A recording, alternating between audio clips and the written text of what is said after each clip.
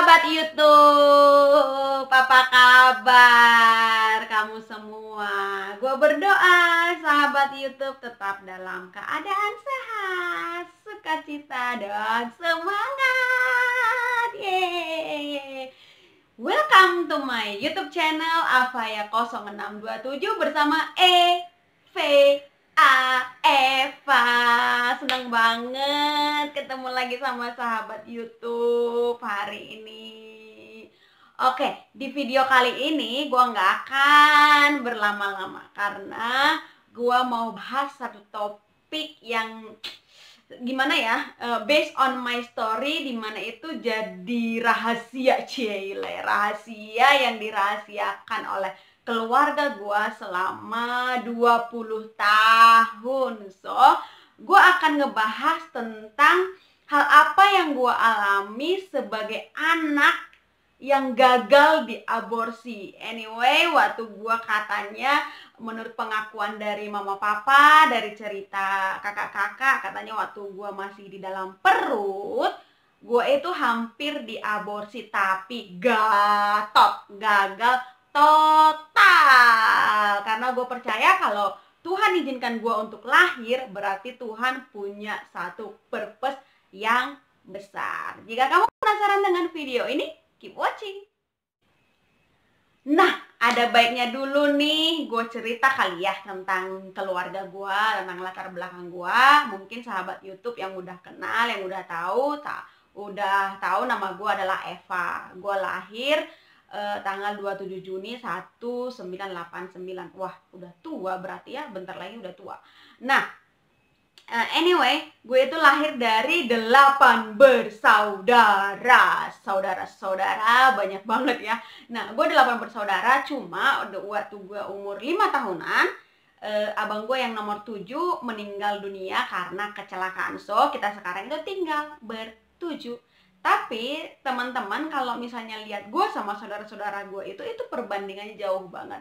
Gue sama kakak pertama, ini ada foto dengan kakak pertama, gue itu setengah dari usianya dia. Jadi no wonder kalau gue jalan sama kakak pertama, kakak sulung itu udah kayak mama sama anak.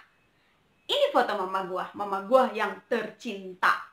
Nah, kalau gue jalan sama mama gue, sering banget orang berpikir bahwa gue adalah cucunya dia. Karena seringkali kita itu jalan bertiga, mama, gue, sama ponakan. Jadi orang berpikir kalau gue sama ponakan itu adalah cucu, karena gue sama ponakan itu udah hampir sebaya. But she's my best mom. Jadi gue bersyukur banget punya mama, papa seperti mereka. Nah, di video ini gue akan bahas tentang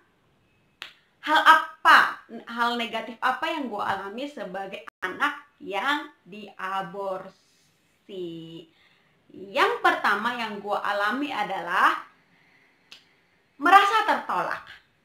Jadi gue itu dari kecil itu selalu punya perasaan-perasaan negatif sama orang lain. Padahal gue itu dididik dari lingkungan yang sangat spiritual. Jadi dari kecil gue itu udah diajarin tentang Tuhan, gue itu udah diajarin tentang agama. Tapi ada hal-hal yang gak bisa gue kontrol, dimana gue itu selalu merasa orang-orang itu gak suka sama gue. Gue itu selalu ngerasa tertolak di lingkungan pertemanan gue. Jadi kalau misalnya di lingkungan pertemanan nih, gue tuh selalu ngerasa kalau gue itu kurang layak. Gue tuh selalu ngerasa bahwa teman-teman gue itu lebih disukai daripada gue. Perasaan tertolak itu semakin hari selalu ada, dan gue nggak tahu kenapa gue punya perasaan itu. Gue berusaha untuk mengelak, gue berusaha untuk menyangkal, tapi nggak bisa. Perasaan itu selalu ada. Nah, yang kedua itu adalah merasa nggak dikasihi. Jadi sahabat YouTube, gue bertumbuh dengan sangat sedih dan memprihatinkan karena gue selalu merasa nggak dikasihi. Nah, tahun lalu gue itu pergi ke Kupang, ke Kupang, ke Pulau Alor, dan di sana saya mendapatkan sebuah cerita di mana banyak banget terjadi kekerasan dalam keluarga. Jadi anak-anak digebukin sama papa mungkin. Nah, gue seumur hidup dari gue kecil gitu ya, nggak pernah dimarahin sama papa, bahkan dipukul sedikit aja nggak pernah dipukul sama papa. Tapi dengan kondisi keluarga yang seperti itu, gue masih ngerasa kalau gue itu nggak dikasihi. Gue masih sering compare orang tua gue dengan orang tua tetangga, orang tua gue dengan orang tua teman-teman gue. Nah, karena perasaan itu gue selalu merasa bahwa kasih mereka itu, cinta mereka itu, sayang mereka itu selalu kurang. Mungkin ada teman yang bilang, kamu aja yang terlalu lebay. Bukan lebay sahabat YouTube, tapi ini adalah dampak negatif dari gua dulu sempat mau diaborsi. Nah, hal yang ketiga yang gua alami itu adalah keras kepala.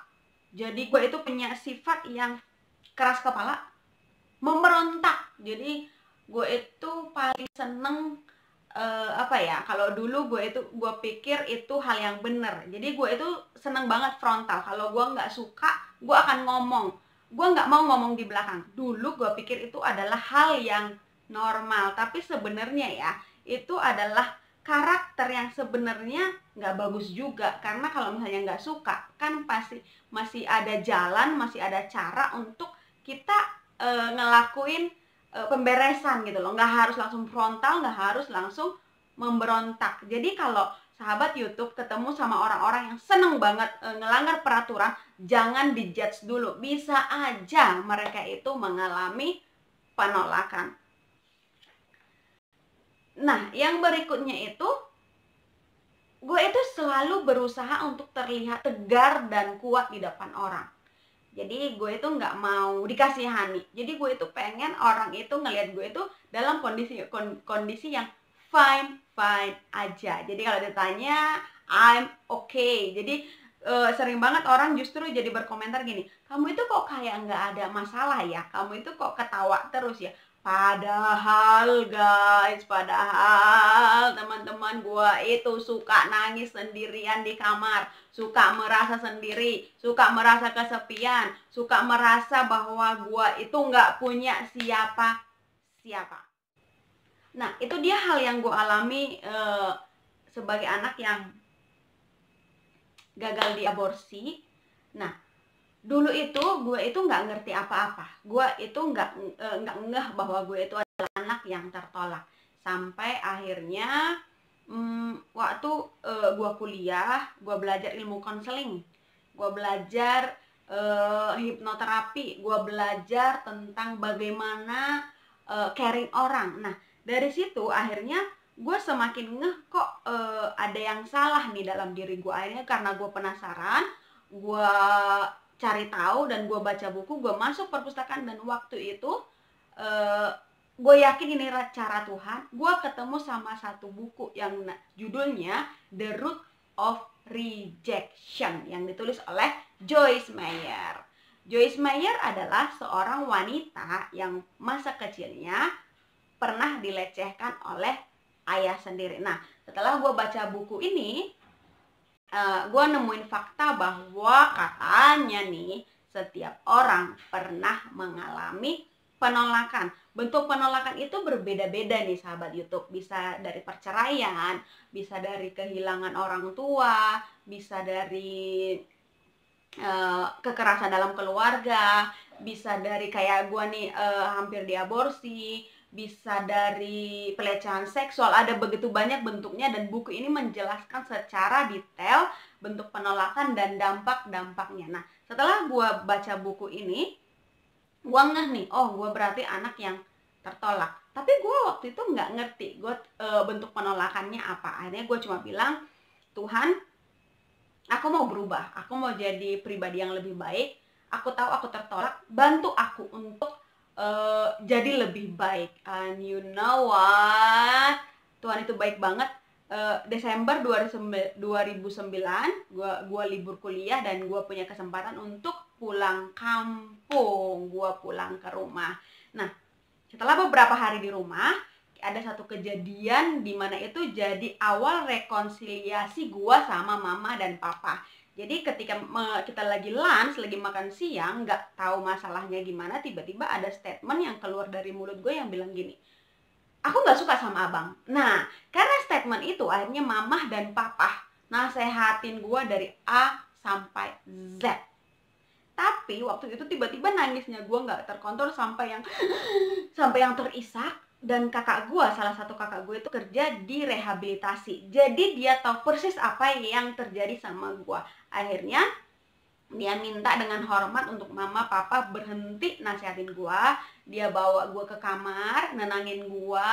Setelah gue tenang, akhirnya kakak gue bilang gini, oke, well, kamu itu udah gede, udah dewasa, ini saatnya untuk kamu tahu kebenarannya. Jadi kakak gue cerita kalau gue itu waktu masih di dalam perut gue itu hampir dibuang. Apapun alasannya, gue nggak tahu apa alasan mama papa ketika itu. Yang gue percaya apapun yang terjadi itu atas seizin Tuhan. Gue nggak nyalahin papa mama, karena gue percaya gue ada hari ini itu semua karena hal-hal yang gue alami di masa lalu. Nah, setelah itu kakak gue ngobrol sama mama dan papa. Malamnya apa yang terjadi? Mama dan papa minta maaf. Dan itulah rekonsiliasi antara gue dan orang tua. Dan di situ gue percaya banget kalau mama dan papa itu cinta banget sama gue, sayang banget sama gue. Karena untuk mengakui kesalahan itu nggak gampang, sahabat YouTube. Selama 20 tahun mereka berusaha untuk nutupin kesalahan ini, dan mereka akhirnya membuka diri dan minta maaf. Gue yakin itu bukan hal yang gampang, banyak resiko yang akan terjadi. Tapi mama papa minta maaf. Dan setelah itu, setelah mereka minta maaf, hidup gue itu kayak gini nih.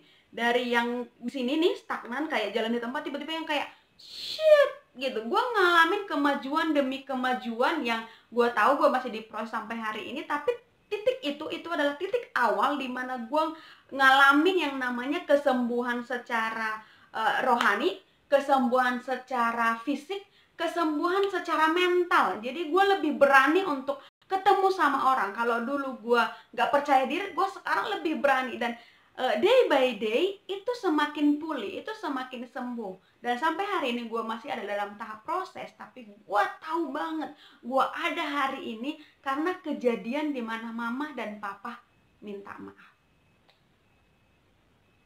Nah, tujuan dari video gue kali ini adalah pengen kasih tahu ke sahabat YouTube bahwa apapun yang terjadi dalam kehidupan kita itu pasti mendatangkan kebaikan. Jadi no complaining, nggak usah bertanya kenapa ini, kenapa itu, tapi percayalah bahwa ketika kita mau diproses itu akan mendatangkan kebaikan. Nah, sahabat itu pernah ketemu nggak sama teman-teman yang nyebelin banget, misalnya suka cari perhatian, gonta-ganti pacar, misalnya selalu bikin masalah. Jadi di mana-mana itu troublemaker banget, dia udah terkenal sebagai troublemaker. Atau mungkin dari salah satu sahabat YouTube ngerasa bahwa kayak ciri-ciri gue tadi, sering ngerasa sendiri, sering ngerasa kesepian, sering ngerasa bahwa nggak ada yang sayang gitu-gitu. Nah, please jangan judge teman-temanmu. Please cari pertolongan, karena kamu perlu tahu akar dari permasalahan kamu apa. Karena ketika kita tahu akar permasalahannya apa, kita akan tahu solusinya apa. Nah, mungkin akan ada yang bilang kayak gini, karena gue juga dulu gitu, ketika gue ngalamin proses pemulihan, banyak yang komen gini, kok kamu nggak sembuh-sembuh sih, kok kamu nggak move on dari hal itu. Dan gue mau kasih tahu ke sahabat YouTube bahwa hal itu nggak gampang, hal itu butuh proses. Jadi nggak ada yang instan. Ketika kita ingin jadi orang yang percaya diri, nggak segampang membalikkan tangan, tapi itu butuh proses.